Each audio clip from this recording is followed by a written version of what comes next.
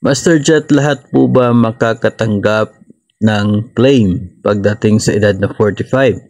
Mga kasamahan ko, nakatanggap po sila sa policy nila. Meron sa 45, yung isa sa age 55 kasi 40 na siya naka-in sa DepEd. Actually, sa message pa lamang po ninyo, nasagot na po yung tanong. No?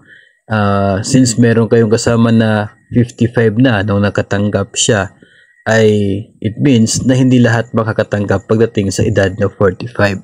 Pero ito po talaga yung sagot dyan.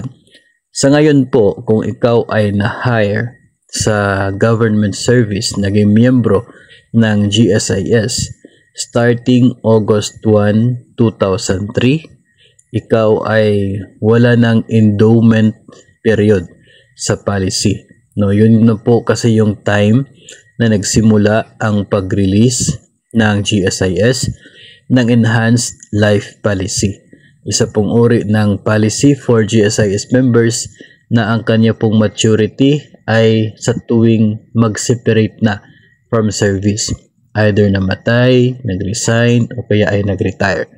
Nung una kasi, before August 1, 2003, ang mga GSIS members ay mayroong policy na tinatawag nilang Life Endowment Policy. Ito ay isang uri ng policy offer ng GSIS na magkakaroon ng certain age na maturity ng policy. Yung endowment period na tinatawag po nila. Kaya yung mga nauna, maagang pumasok sa government service, maaga rin ang edad nila ng pag-mature sa kanilang policy. Kung late ka naman naging member ng GSIS, late na rin. Kaya yung kasama po ninyo ay yung isa 55 nung nakatanggap kasi 40 na siya.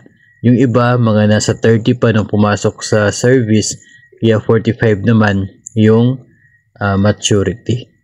Yung una po ganon, no?